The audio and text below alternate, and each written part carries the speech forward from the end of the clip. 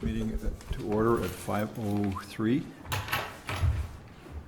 First item, consideration of the Public Works minutes. Any comments, corrections, additions to the minutes from May 13th? Move to approve. Second. Moved and second to approve the minutes. All in favor? Aye. Opposed? I just read you're supposed to say opposed, whether it's unanimous or not, so. It was in the municipality, so must be right. Public comments. Does anyone say anything that's off the record? Just giving an opportunity on the agenda, just in case. Yeah, that's a good idea. Yeah, why not? Just to remind ourselves. Thank you. Unfinished business, consideration and possible action on alley ratings and general procedures to initiate alley paving project. Yeah, so this is a continuation from our last month's meeting. We introduced the kind of just the general alley maintenance reconstruction in the city of Hudson. The board or the committee directed me to go out and get kind of rate the alleys based on the PACER rating. And then on top of that, I have drafted a policy with attached, petition form and waiver form, which we can go into discussion a little further. But first I want to start with the rating system. So in your packet, you should have a couple of maps with a bunch of numbers on them. And what I did was I used the PACER rating method that we use to rate all of our streets in town and basically just applied. Do you need this map, Sarah? Yeah. Thank you. Yep. So, like I was saying, I use that manual to give ratings to all of our alleys in the city that are publicly owned and maintained. And from that, in the memo itself, you can kind of see a breakdown. So, PACER score 7 to 9, pretty new alley. I mean, one that's been paved within the last 2 to 3 years. Typically, types of treatment is just a typical crack fill. So out of the 41 alleys, only 3 of them have been paved within the last 3 years, or 3 to 4 years, which is less than 1%. Then kind of go down, PACER score 5 to 6. There's 16 total alleys in that range, accounting for roughly 40% of the alleys. And this is typically a mill and overlay type project. Decent base, a lot of alligator cracking, some rutting, but it can be saved, salvaged with a typical mill and overlay. And then finally coming down to a PACER score of 2 to 4. This is a majority of our alleys are in this rating, which isn't a surprise. 22 total alleys, roughly 55%. And these are suggested in the PACER manual as just a complete reconstruct. So going in, ripping out the alley, redoing the base material, so on and so forth. So, out of 41 alleys, basically only 3 of them are in decent enough shape that aren't required major reconstruction work. So this kind of brings us to how we want to go about tackling the repair, the maintenance of these alleys going into the future. Do we want to be proactive and designate and fund like we do 3 of them a year? Or do we do more of a reactive approach where if a resident or a group of residents wants to repair their alley because there are assessments associated with repairing an alley, do we want to put the onus on them and have them drive the maintenance of a particular alley? So for instance, I just received an email today, a lady that lives downtown area where Excel Energy is doing a bunch of the alley work or the natural gas work in the alley between 1st and 2nd Street. She just said that, the alley's full of potholes, so on and so forth. The Excel Energy's been in there all summer. Is it going to be repaved when they're finished? And, our office will get requests like this from time to time where it's one person calling in, that type of thing. And what I kind of made up or drafted was a alley replacement policy. So what this does, and some other communities use this approach where there's a petition, if there's a group of community members that live on an alley, adjacent to an alley, that want to petition to have their alley repaved, replaced, so on and so forth, they would get a majority consent on this petition. They would bring it forward to Public Works Committee. Public Works Committee would forward it on to council for a public hearing and then come back for approval. So that's one way of doing it. I've also included this, City of Hudson has used this waiver in the past where if they can get every single person living on that alley to do a waiver of a public hearing, then it just expedites the process. You don't have to have a public hearing and we can go out for bid right away. So it's putting the onus on the residents themselves to drive the monies and the dollars in the budget compared to having us set aside monies to do four or five alleys a year. It's, I'm comfortable doing it either way.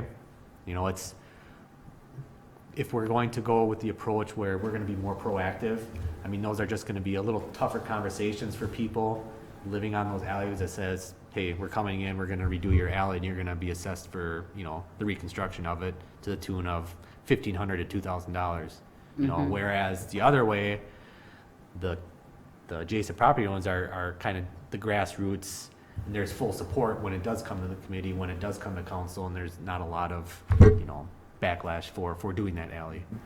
So there's pros and cons to each different way. You can see kind of the difference of the two. So I guess, like I said, it doesn't matter to me which approach we take.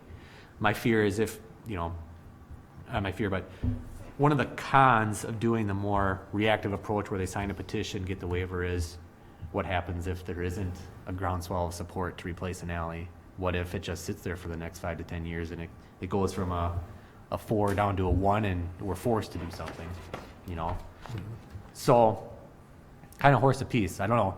Maybe we do both. We can do an approach where we do both of them, where we designate, let's just say we designate two a year, and we'll replace those alleys. We'll go through the process, so on and so forth. But then in the meantime, if there is some support from a district or some adjacent property owners on top of the hill that say, our alley's in rough shape and we all support replacing it, and they go through the process, maybe we can do a combination of both. At least gives them an option, to push their project forward. So, open for discussion. I don't know, Well, I have a question to start. Yep. So you did give us the approximate price Yep. for reconstruct. Yep. What is the approximate price of the other two? So crack filling is very minor. It wouldn't be accessible. Mill and overlay, that would be a full city expense as well. Okay. And do you have any idea on the cost of that? Approximate. It's probably, half the Half amount, of the approximately probably $5,000 to $7,000 per alley. Because in the assessment, this is I took this verbatim from the current assessment policy is, for commercial industrial districts, construction or improvements of alleys where required by the Plan Commission, commercial industrial districts shall be 100% assessed against the benefited property owner. So the argument is going to be, is a mill and overlay in an improvement of an alley? And maybe an attorney would say it is, so maybe a mill and overlay would be accessible. I might stand corrected on that. Because in my estimation, we would have to reach out to Catherine to get that formal confirmation, but maybe it would be accessible. It's a good question. Yeah, we need to know the answer to that. Yeah, it does say Plan Commission. Because then in the residential districts, it says, total cost of all work involved in the original construction of alleys is 100% assessed against the benefited property. When alley improvements are necessary, costs shall be shared on 50-25-25 basis between the city and benefiting property owners. City would pay 50%, property owners on each side of the alley would pay 25%. So that is, you're right, Sarah, that is a question that we're gonna wanna get answered Right. by Catherine. We just need to know. Yep. I don't think it will impact me as far as what I would recommend for policy, but Right. we need to know, and so do the people. Yeah, absolutely. I don't recall the last time we did that we did it total reconstruct. I mean, it seemed like it was over, Mill and overlay. It was. And then we assessed it. You did assess them, so. We did assess it. So, I guess. That might be but I can definitely double check with Catherine, absolutely. Yeah, that just determines how much money we have to, Budget just for, to budget for our part of it. right? Yeah, that was gonna be my question, is if we have the word citizen initiated, Mm-hmm. how do we budget for that? Or do we say like, there's up to a certain level, per year we can do or something, or? Yeah. Is that just, and then put them on a waiting list if there were Yep. like more or something like Yep. that? Okay. So, in the policy, da, da, da, da.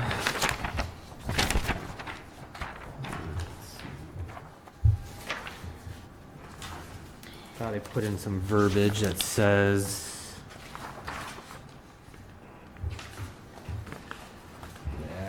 It might be on page 2, but I'm missing. Yeah, I'm missing page 2 as well. That's fine, Deb.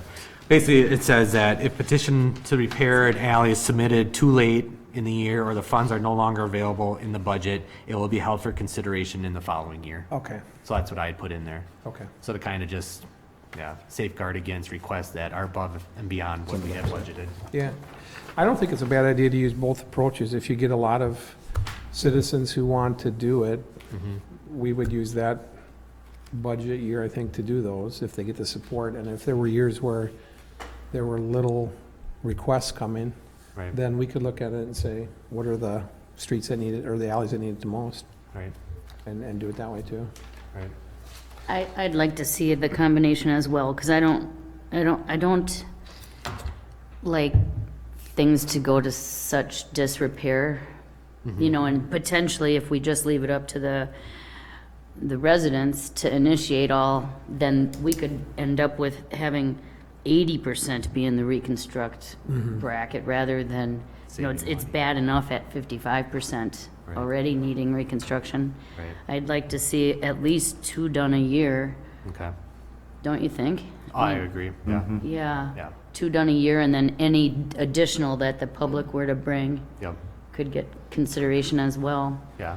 You think 2 reconstructs, Yeah, we need to, where, it's several years worth of work right now at that right?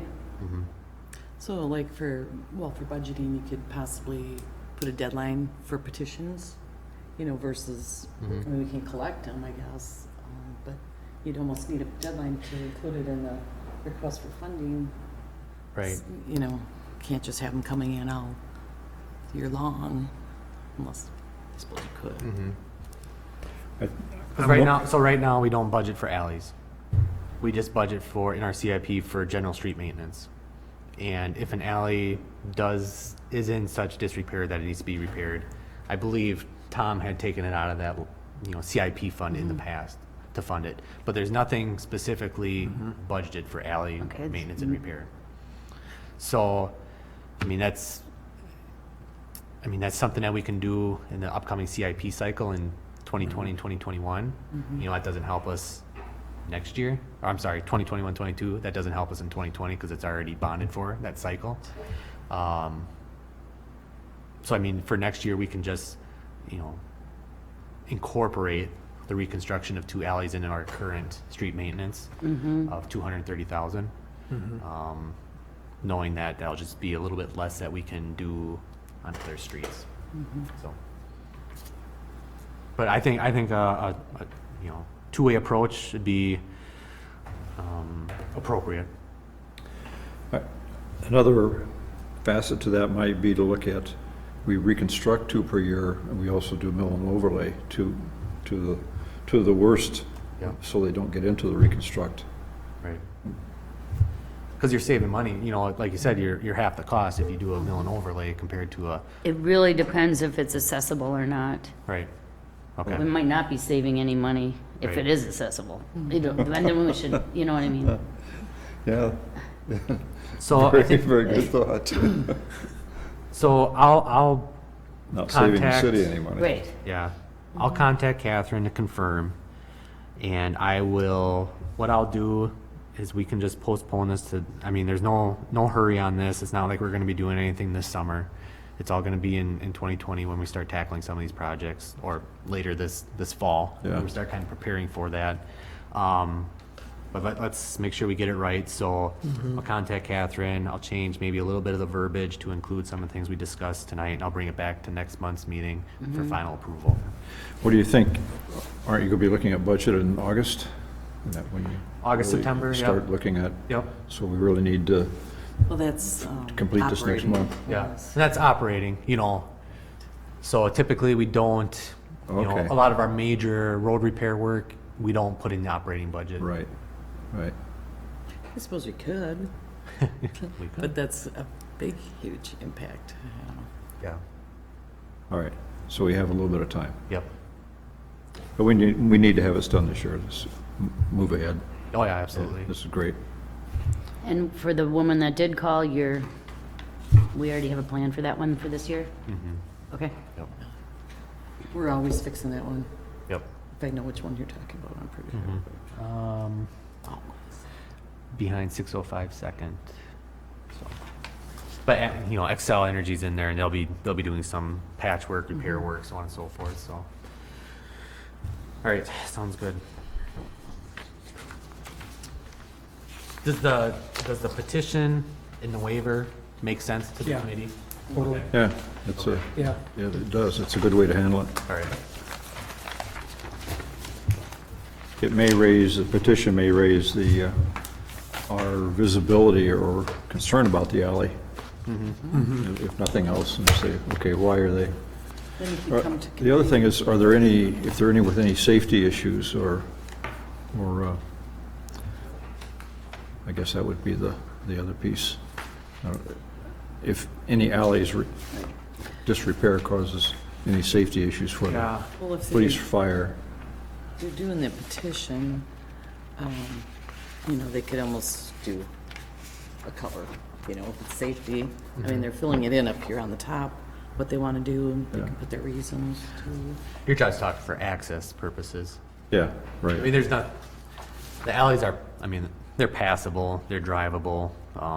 Some of them you have to go really slow down, but there's nothing that's impeding any traffic from going down. Okay. Right. That's what I meant.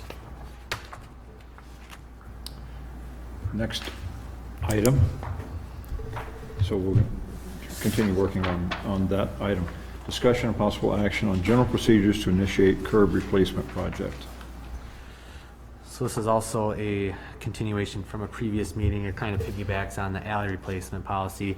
Same kind of, you know, system where, you know, our offices will receive a dozen to maybe 20 requests every year for curb replacement in front of people's homes.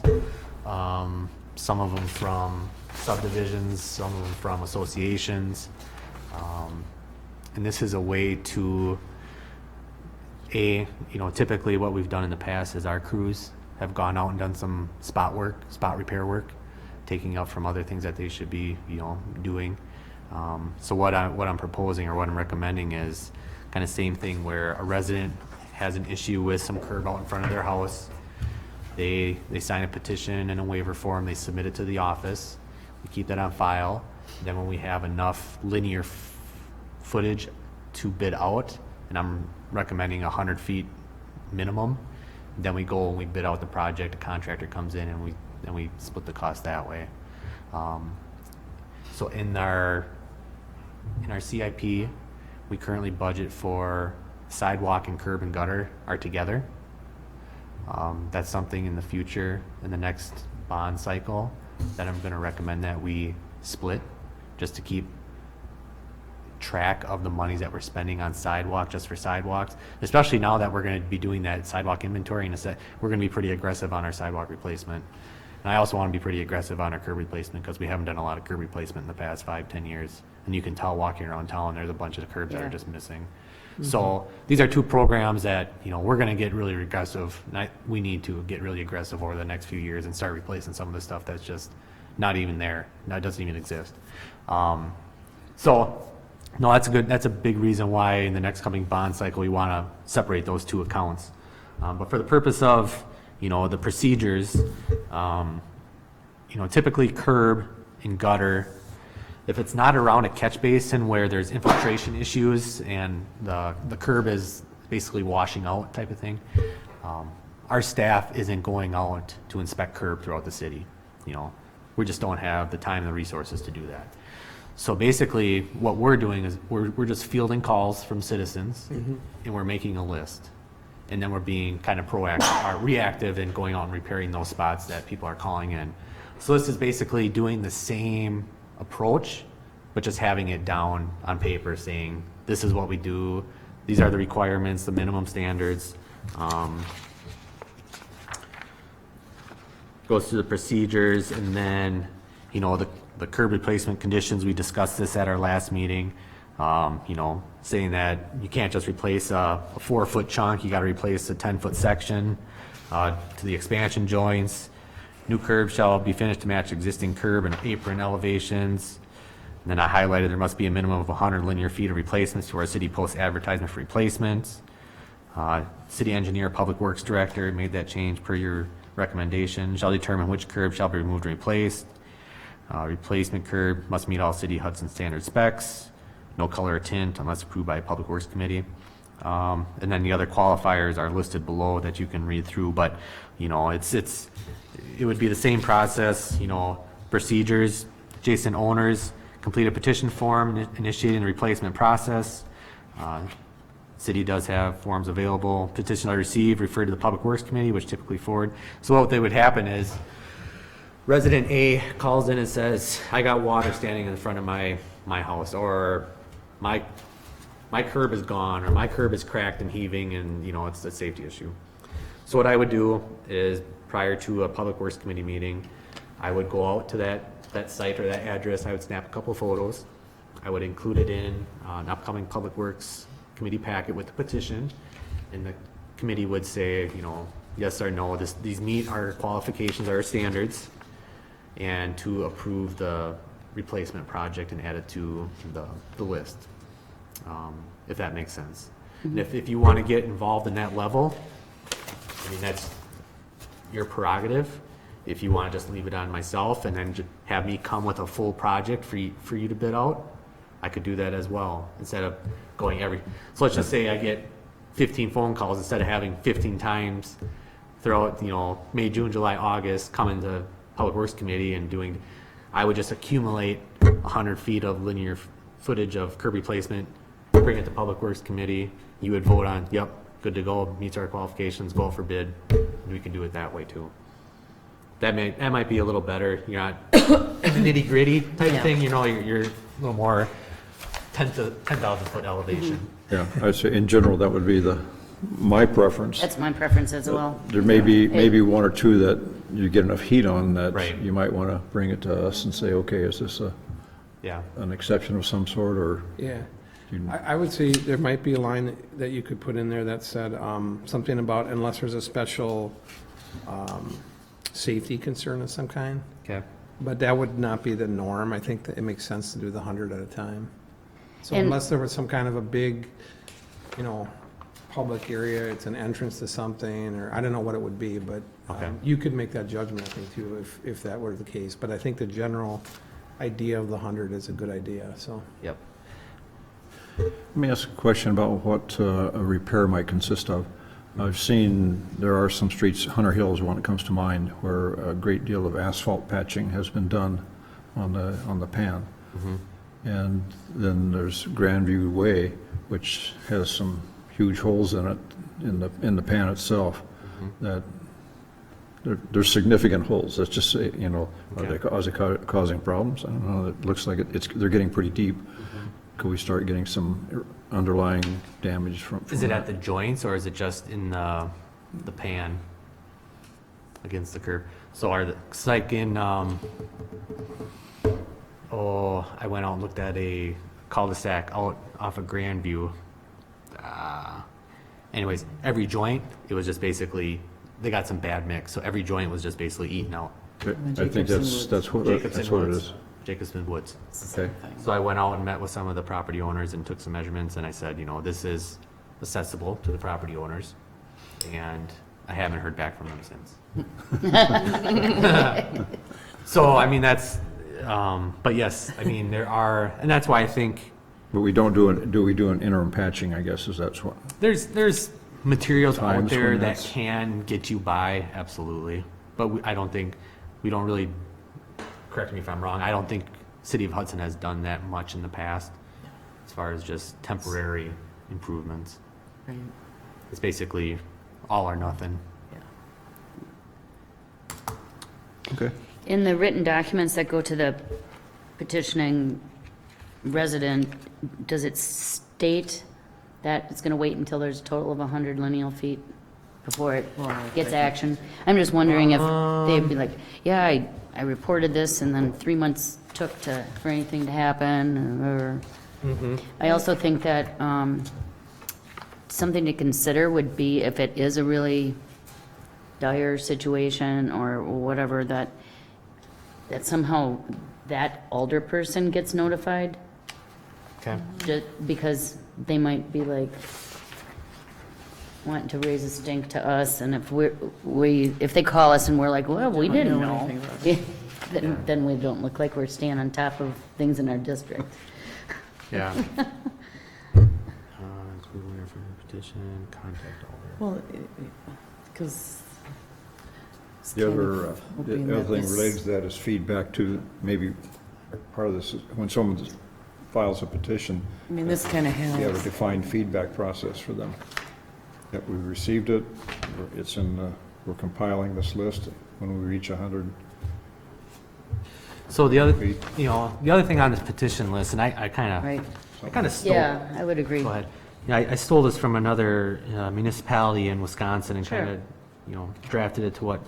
But on this petition, if you look on top, this is something that we may want to use not just for curbs or alleys, but we could also include sidewalks, streetlight petition, storm sewer, if they got some storm sewer facilities in the front yard. It's more of a formal petition process, instead of just an email or a phone call and writing it down on a list. And at least going this way, we have something on file.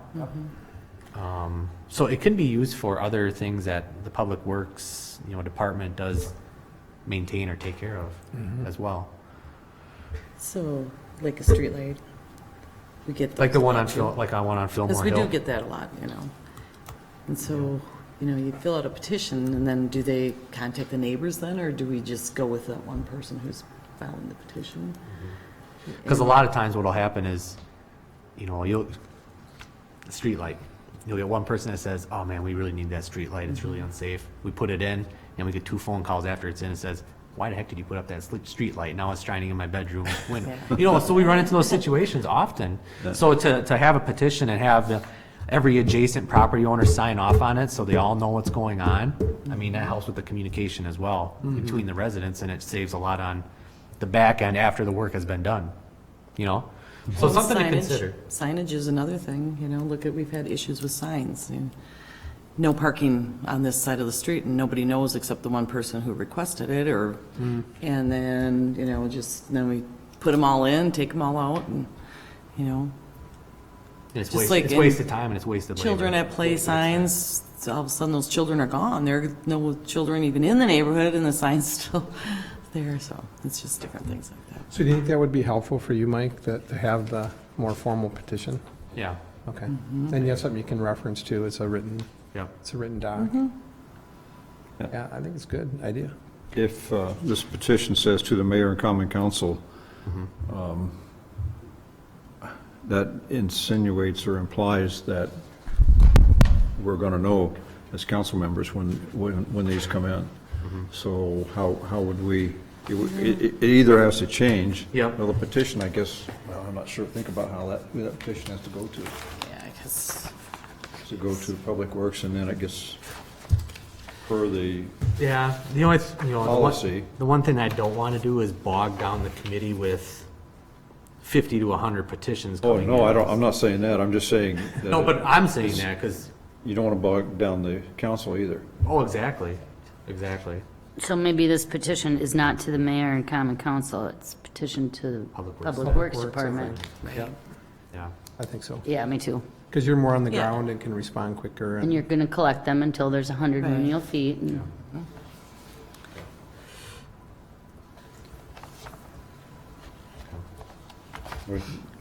We need to think about that heading.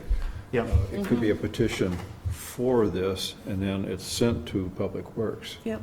'Cause this, to me, implies that we're going to have to communicate this to, this heading says we have to communicate this to council, and we You don't want it, yeah, we don't want to do don't that. need that No. only whenever it's time when we have to make decisions about spending the money and, Right, or if it rises to a certain hot level.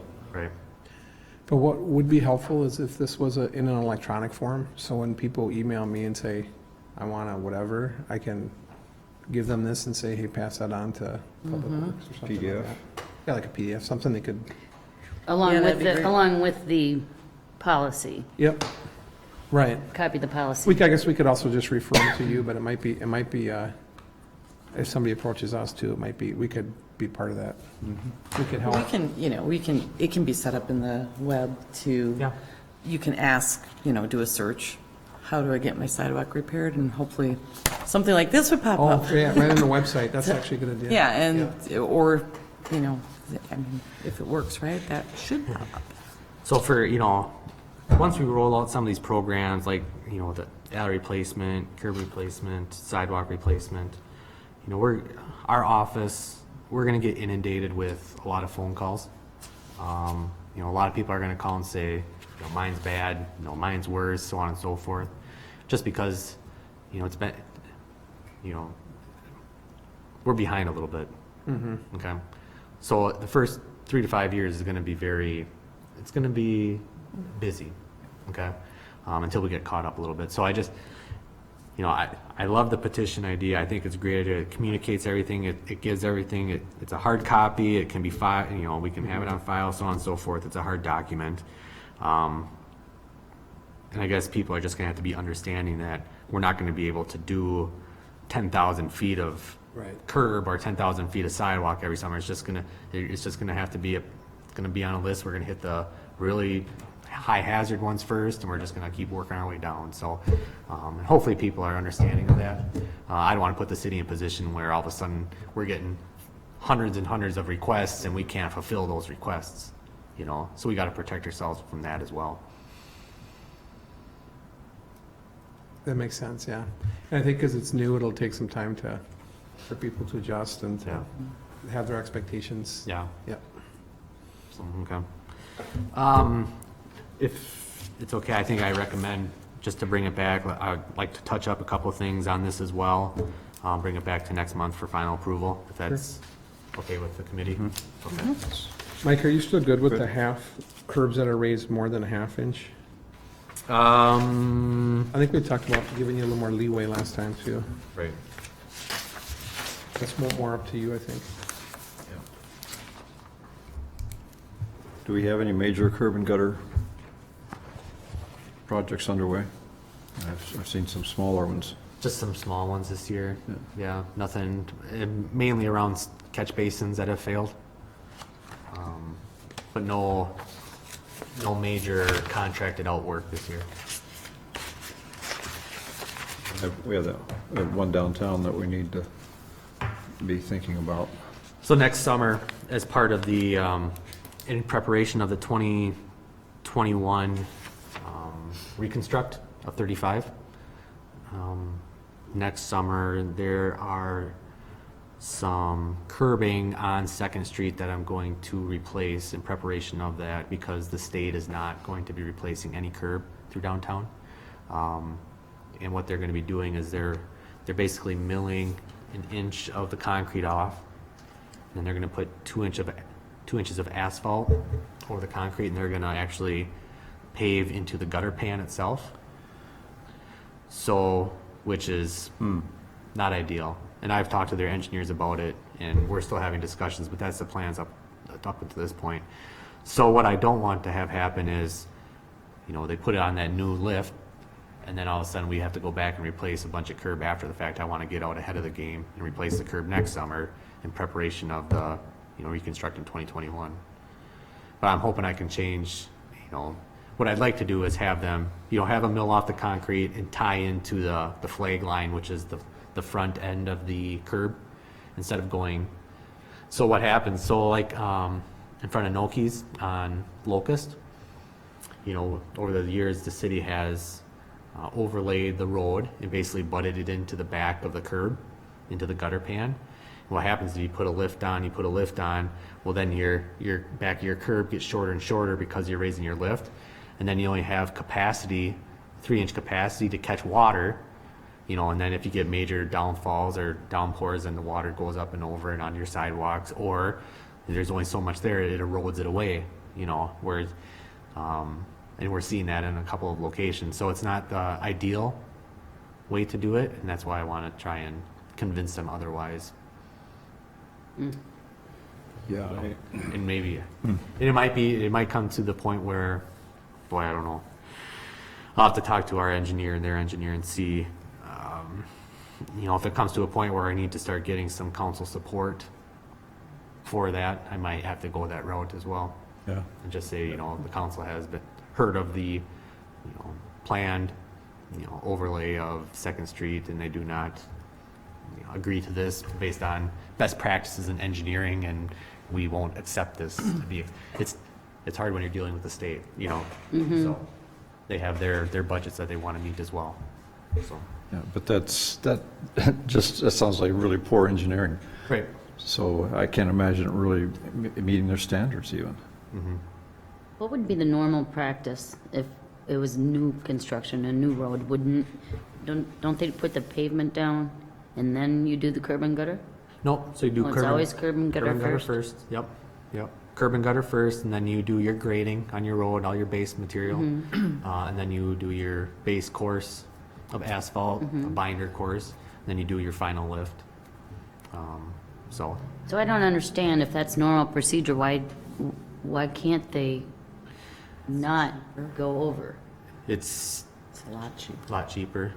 They're not ripping out all the concrete, because that's, I don't even, is it 8 inches of concrete on Second Street? So they're basically using the existing concrete as base. And they can't go scraping it off deeper so that, They can. They can. okay. So that would be the solution, is they go a little bit deeper. And tie into the flag line instead of going over and back in. And so in a lot of those incidents, they'll say, yeah, well, we're only going to do whatever thickness, and then the city can pay the difference. Kind of some of the things that we did up on Wisconsin Street, we had to pay the difference because it wasn't, in their plan funded. Because right now the state is paying, but the state is only paying for the drive lane portions Centers, yeah. going through downtown. The city's having to pick up the expense for all the parking stalls. They're doing all the ped ramp upgrades, accessibility upgrades, lighting we have to pick up, pedestrian accommodations at the stoplights, lighted intersections. So, they're drafting an agreement with the city to basically say, state's gonna be responsible for these expenses, city's gonna be responsible for these expenses. So I'm just waiting on that document to come across my desk. And I will forward that on to Public Works Committee when it does. Yeah, it's sounding like it, in the next few months, we're going to have a review with the council about how that, a presentation as to how that project, what's going on with that project, and things like this need to say, what do we do now? What can we, Yeah. what's our leverage to take this up another level? Right. Yep. And I don't know if that's reaching out to local legislators but we can certainly discuss this. Yeah, I assume there's a couple levels in the DOT at least. Yep. You got the project manager, then you have his boss, Yeah, and maybe there's somebody at Madison, yeah, and then we do the legislative piece. yep. All right, well, Okay. I'll make those corrections, and we'll keep this on the agenda under unfinished business for final approval at next month's meeting.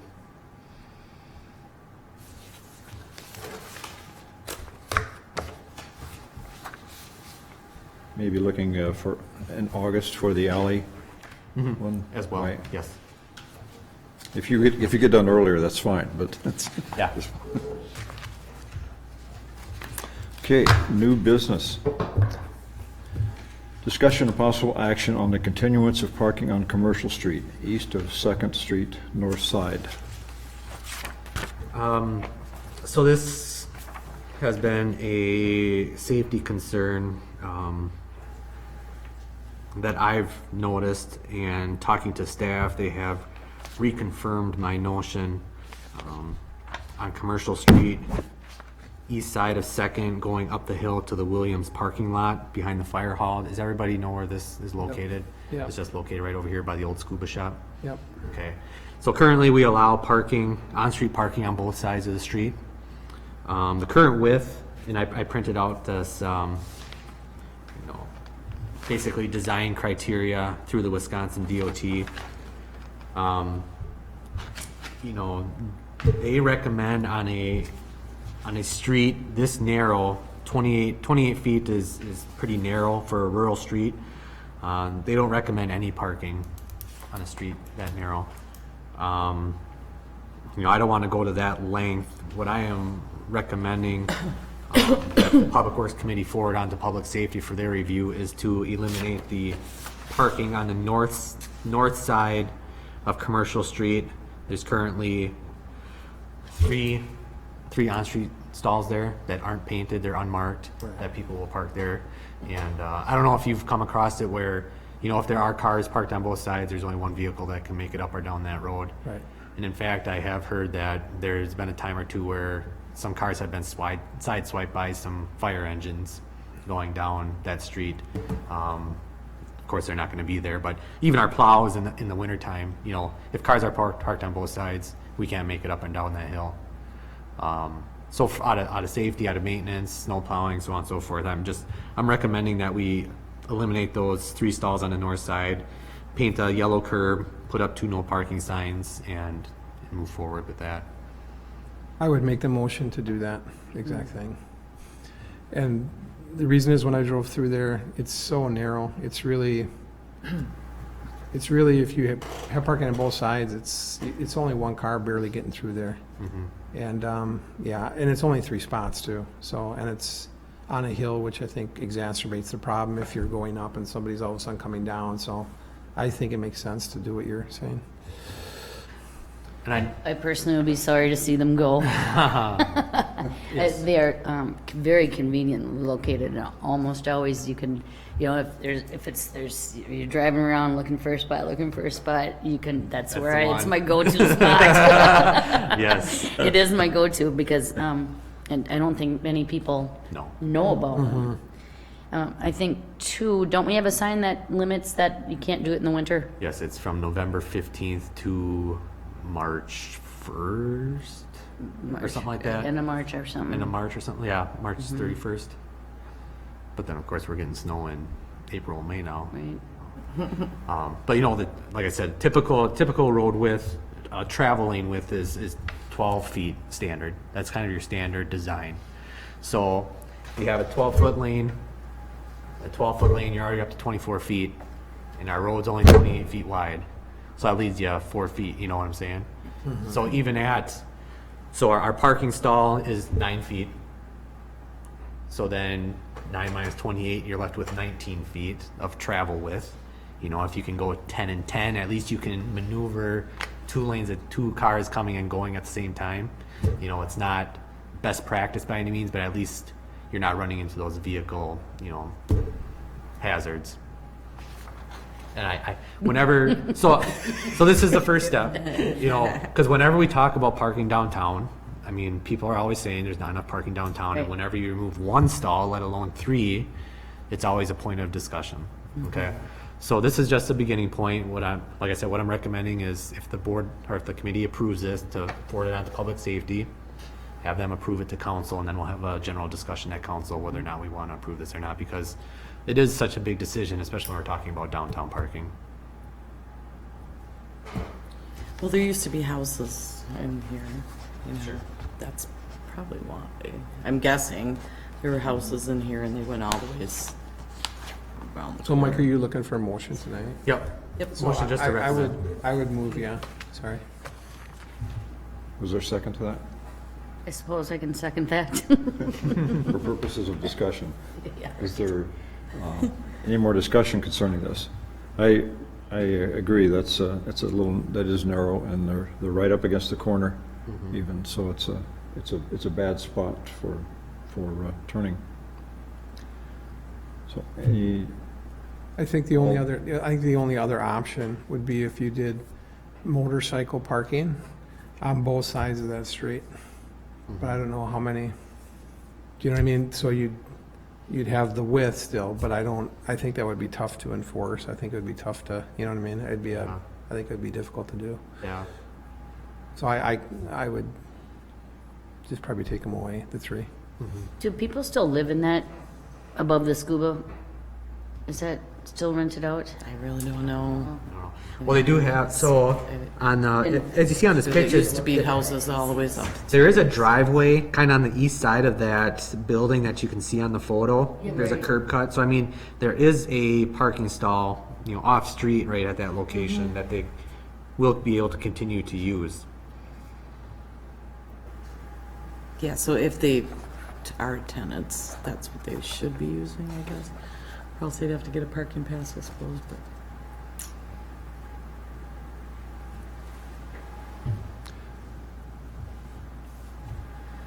So moved and seconded that we forward this on to the safety committee with a recommendation that they remove those three stalls.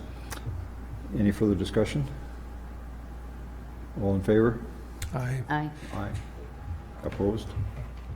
Nay. No opposition. Very good.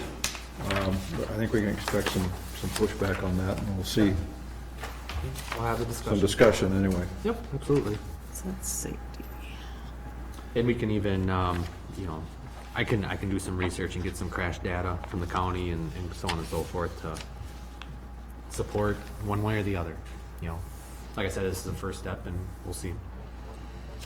The, Yeah, I'd like to know if there's, Congress- how many, how often Yep. we've had a problem there. Yep. might let Scott know ahead of time. So he'll be at the safety committee meeting, I would assume, but Yep. just that you're making this recommendation. Yep. So I can think about that. All right, item 5, update Hudson urban forestry. Item 8, strategic plan and ordinance updates kickoff meeting. B, ash tree removals. Yeah, so I got a couple of updates from the Hudson Urban Forestry Board. We had a meeting last week, Wednesday already. Oh, time flies. Kelly Tuttle from Blue Stem Forestry came down from Drummond, Wisconsin. She is our consultant through the Hudson Urban Forestry grant that we received from the DNR. We're doing a strategic plan for the city of Hudson Urban Forestry. We're going to be doing a bunch of ordinance updates as well as part of that project, as well as writing some policies to put into place now that Emerald Ash Borer is in the city, and kind of policies relating to nuisance trees and public yards, private yards, public and private shared type of things, so that we have things documented on how we're going to handle these situations. So she came down for her initial meeting, great meeting. We sat around for about an hour discussing what we want to see, what the board, that Hudson wants to get out of this plan when it's finished, and kind of some public engagement ideas, so on and so forth. So we're looking to have this wrapped up sometime in the fall. So that's good for Hudson to have that plan in place moving forward, especially now, like I said, that EAB is in the city. And then the second thing, just wanted to update the committee on, was the ash tree removals out in Heritage Greens. I had brought this in front of the committee a few months ago about a situation in Heritage Greens where we had 90 ash trees in about a 3 or 4 block radius.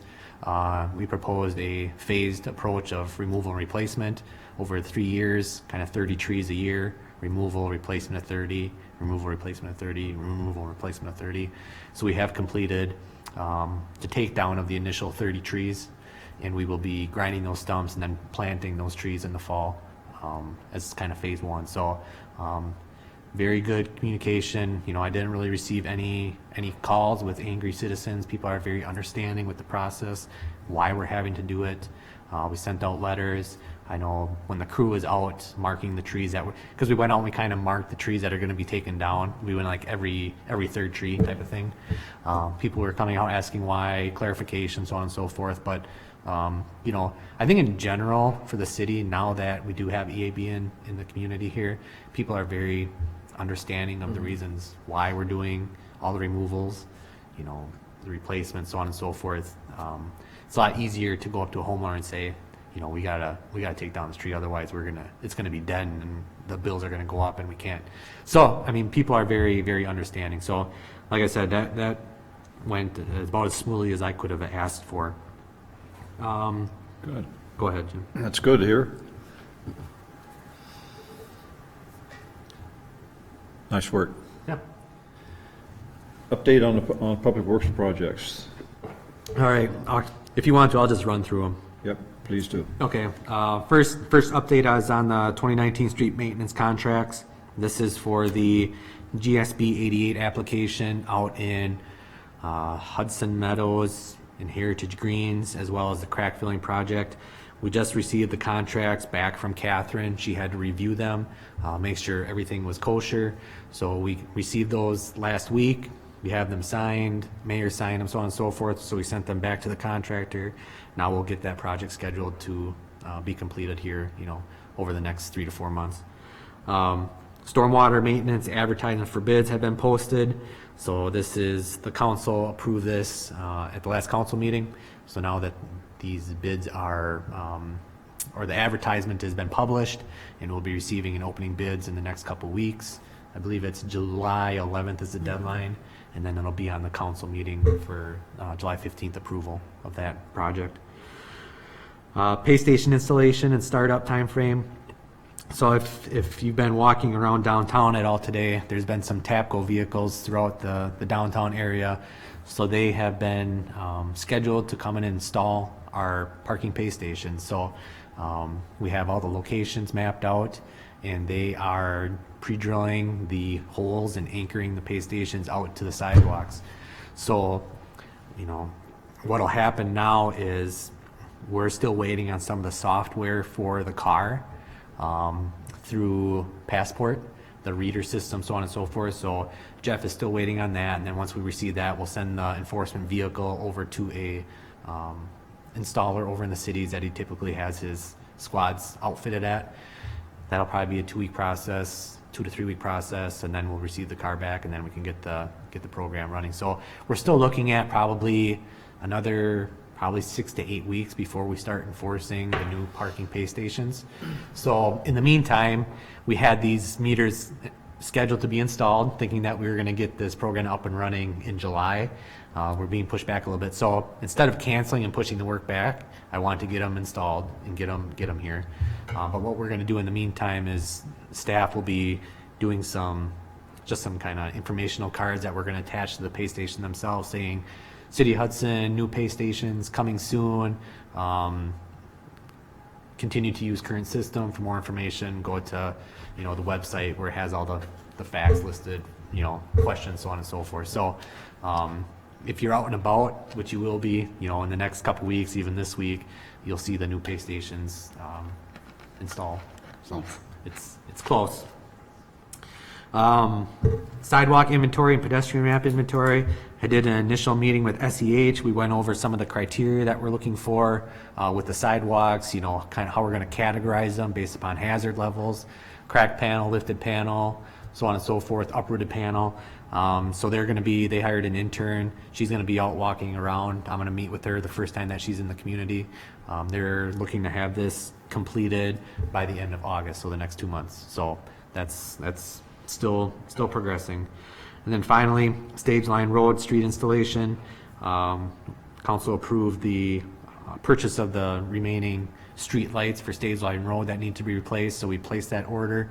48 poles, I believe it was, give or take 1 or 2.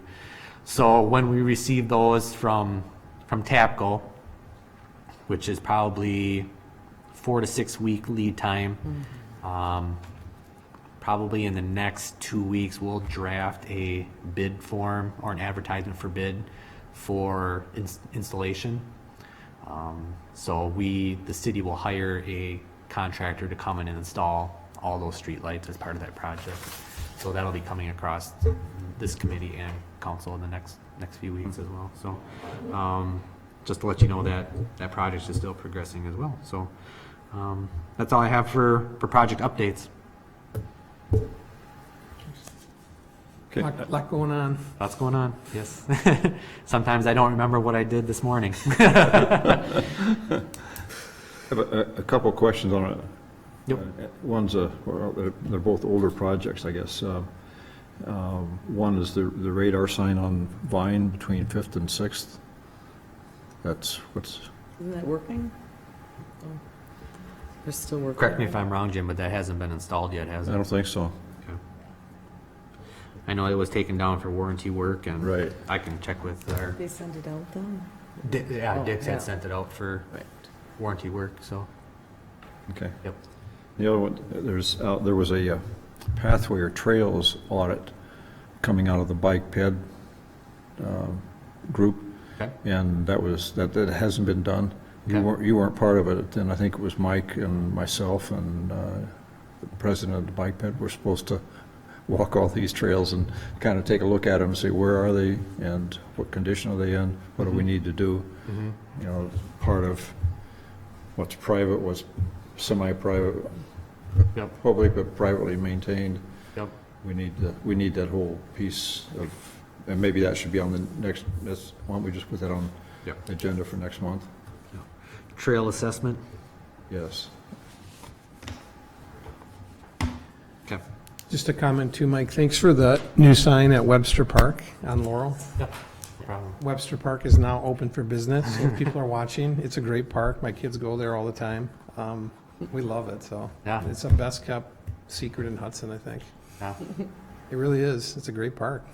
nice open space to play Yeah. in, yeah, absolutely. We do wiffle ball, football, whatever, so. Right. Families, yeah. Webster Park, right off of Laurel. Cool. New sign, you can find it now. Yeah, Whereabouts on Laurel is that? So it's just down from, you know where the Williams Park is? Mm-hmm. It's just further down toward the river, past 7th. It'd be past 7th. So there's really no cross street there. So no, it's kind of offset. it's right by, there's a Blakeman Catholic Drive convent and- there. I saw that new sign. Yeah, And that's- I thought, I should go down there. It's out on the way to church. I Yeah. take that Laurel Loop a lot, Yeah. so, yeah, I'm gonna go I've check it heard there out. was a park there. Yeah, it's I've really great, never though. known. It's Well, just a excellent. great open space, so. Right. Yeah, because when you get in there, there's the sign there, Yep, the wooden sign, but you didn't see it Yep. from the street. So you never it's like basically it's like a block in, so you can't really see it from Laurel. But once you get there, you're like, whoa, Oh, it's a little jewel there waiting for people, so. yeah, absolutely. Check it out. Anything else? I'll move to adjourn. Second? All in favor? Aye. Thanks, Jim. Under an hour is time, yay.